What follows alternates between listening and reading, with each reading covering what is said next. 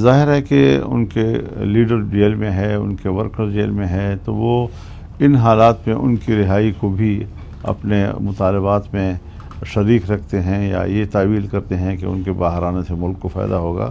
لیکن یہ معاملات جو ہیں یہ عدالت کے ہیں اور عدالتی معاملات پر میں تبصرے نہیں کیا کرتا۔ یہ جو ہمارے ملک میں بعض لوگ سوشل میڈیا کے اوپر افواہیں پھیلاتے ہیں، پھر جھوٹی افواہیں پھیلاتے ہیں، پھر فوج پر تنقید کرتے ہیں، پھر مذاق کرتے ہیں، مسخرہ کرتے ہیں، یہ اپنی حب الوطنی کو مشکوک کرتے ہیں، اس کے علاوہ انہیں کوئی فائدہ اس کا نہیں ہے۔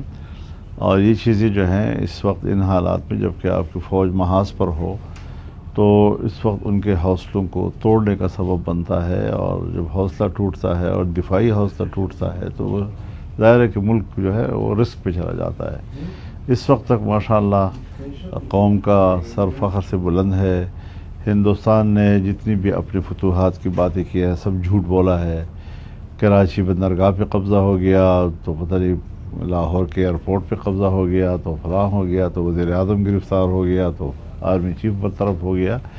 اس قسم کی باتیں جو ایک لمحے کے لیے بھی یعنی وہ جھوٹ برقرار نہیں رہ سکتا اور حقیقت سامنے آ جاتی ہے، نہ معلوم وہ کہاں پڑھے ہیں، کہاں انہوں نے یہ تعلیم حاصل کی ہے۔ تو ہمیں ان کی طرح نہیں ہونا چاہیے، ہمیں ان سے امتیاز برتنا چاہیے بحیثیت ایک مسلمان کے، اور مسلمان سب سے پہلے جو ہے اس کا اخلاق ہے، پھر اس کے بعد اس کا سچ ہے، اور جھوٹ تو بالکل نہیں بولنا چاہیے، سچ بھی اتنا بولنا چاہیے جس کی ضرورت ہو۔ اگر بعض دفعہ سچ بولنے میں بھی اگر مشکلات ہوتی ہیں تو اس پر خاموش رہا جا سکتا ہے، کوئی ایسا مسئلہ نہیں ہے۔ اب تک کی جو صورتحال دیکھی آپ نے، 5 ہم نے طیارے ان کے گرائے ہیں، 100 کے قریب اسرائیلی ڈرون جو ہیں وہ اب تک کی صورتحال میں گرا چکے ہیں، کیا کہیں گے پاک فوج کی اس کارکردگی؟ دیکھیے، پاک فوج کی یہ کارکردگی بہت ہی قابل تحسین ہے، اور پاکستان کی فوج چاہے وہ بری ہو، چاہے فضائی ہو، چاہے بحری ہو، سب اپنے ملک کے ساتھ بڑے کمیٹڈ نظر آئے ہیں، اور انہوں نے اپنی سرزمین کے دفاع کا حق ادا کیا ہے۔ اور ہندوستان جھوٹ بول کر جو ہے تو وہ اپنے فتوحات کی بات کرتا ہے، جبکہ پاکستان بین الاقوامی طور پر تصدیق شدہ گفتگو کر رہا ہے، اور ساری دنیا جانتی ہے کہ جہاز گرائے ہیں ہم نے، اور 5 جہاز گرائے ہیں، اور فرانس اس پر ذرا تشویش میں بھی ہے کہ ہماری بدنامی ہو گئی کہ ہمارے جہاز جو ہیں وہ اپنا دفاع نہیں کر پا سکے اور ان کو گرا دیا گیا۔ تو یہ ساری چیزیں وہ ہیں کہ اس وقت ان حالات میں پوری قوم کو حوصلہ مل رہا ہے، تو فوج کی بہادری سے قوم کو حوصلہ ملتا ہے، اور جب قوم فوج کی پشت پہ ہوتی ہے تو پھر فوج طاقتور ہو جاتی ہے، اس کا حوصلہ اور بڑھ جاتا ہے۔ تو ظاہر ہے حوصلے لڑتے ہیں، اگر میدان جنگ میں آدمی پر خوف طاری ہو جائے اور اس کے وار خطا ہو جائے تو وہ کتنا ہی اس کے پاس اسلحہ کیوں نہ ہو، سب کچھ چھوڑ چھاڑ جہاں تک اسرائیل کا تعلق ہے، حضرت اسرائیل نے جب غزہ پر بمباریاں شروع کی تو ان حالات میں عام شہریوں پر بمباریوں کے دوران سب سے پہلے مودی نے اس کی حمایت کی، اور اس وقت اسرائیل اور ہندوستان انڈیا کا ایک جوڑ ہے جسے خود انڈیا کے لوگ اس کو تنقید کر رہے ہیں، کانگریس تنقید کر رہی ہے، مسلمانوں کی جماعتیں وہاں تنقید کر رہی ہیں، جمعیت علماء تنقید کر رہی ہیں، ساری چیزوں کے اوپر۔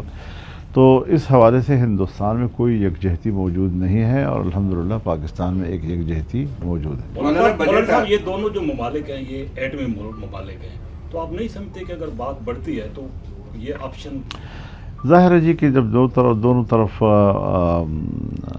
ایٹمی قوتیں ہوں تو وہاں تک جانے میں تو یقیناً دونوں کی بربادی ہے، اور پاکستان تو ویسے بھی جنگ نہیں چاہتا، اور رسول اللہ صلی اللہ علیہ وسلم کی تعلیمات بھی یہی ہیں کہ اللہ سے عافیت مانگا کرو، دشمن کا سامنا کرنے کی خواہش نہ کیا کرو، اور اگر سامنا ہو جائے تو پھر ڈٹ جایا کرو۔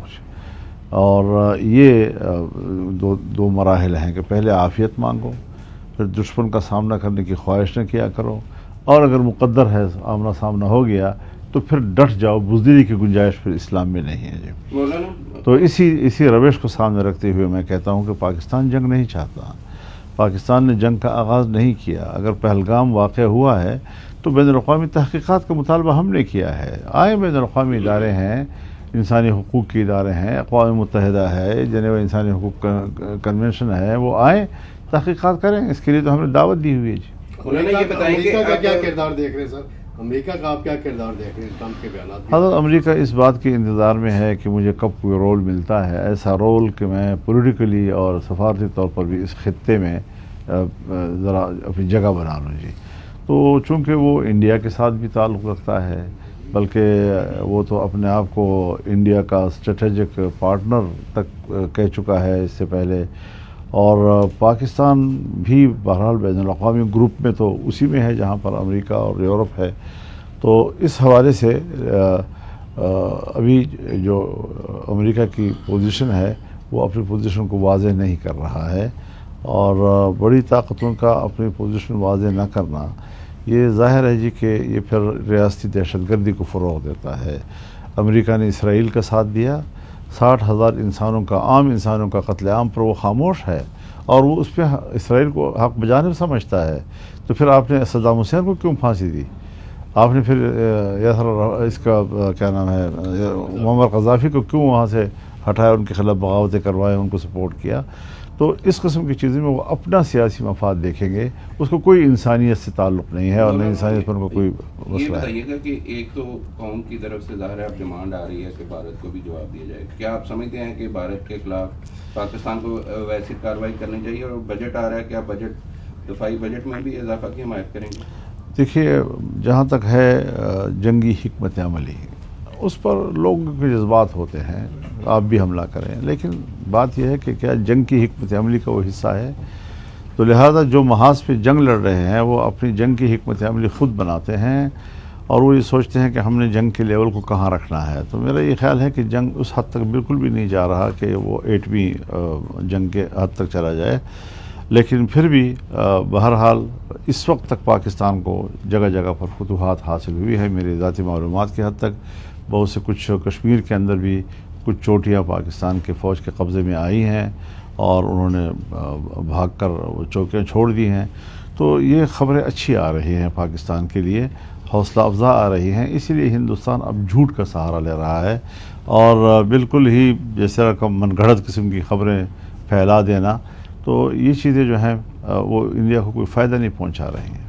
صاحب ہم نے دیکھا ہے کہ پاکستان تحریک انصاف ابھی بھی حکومت پر تنقید کر رہی ہے مسلسل, تو کیا سمجھتے ہیں کیا کرنا چاہیے؟ ان کو سمجھائیں گے, کو بیٹھ کے مذاکرات کرائیں گے اس سچویشن میں کہ ملک ایک جنگی حالات میں ہے, پاکستان تحریک انصاف جو ہے پھر بھی حکومت پر جو ہے وہ تنقید جاری رکھے ہوئے ہے, تو کیا آپ اس میں کوئی کردار ادا کریں گے؟ دیکھیے, ہر پارٹی کا اپنا ایک انداز گفتگو ہے, اور اس کے اپنی ترجیحات ہے. جہاں تک ملک کے لیے لڑنے کی بات ہے تو وہ بھی ملک کے لیے لڑنے کی بات کرتے ہیں, کوئی ایسے نہیں ہے.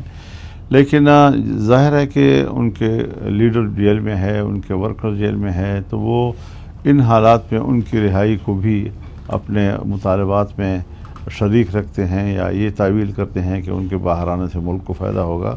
لیکن یہ معاملات جو ہیں یہ عدالت کے ہیں, اور عدالتی معاملات پر میں تبصرے نہیں کیا کرتا. میں سیاسی آدمی ہوں, اور سیاسی طور پر کسی سیاستدان کو جیل میں رکھنا میرے نزدیک صحیح بات نہیں ہے.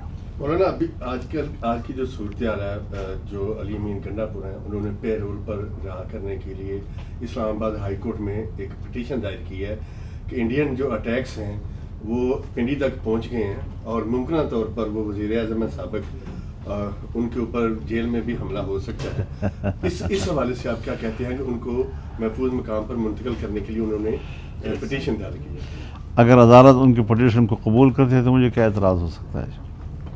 Thank you. جیل میں بڑے محفوظ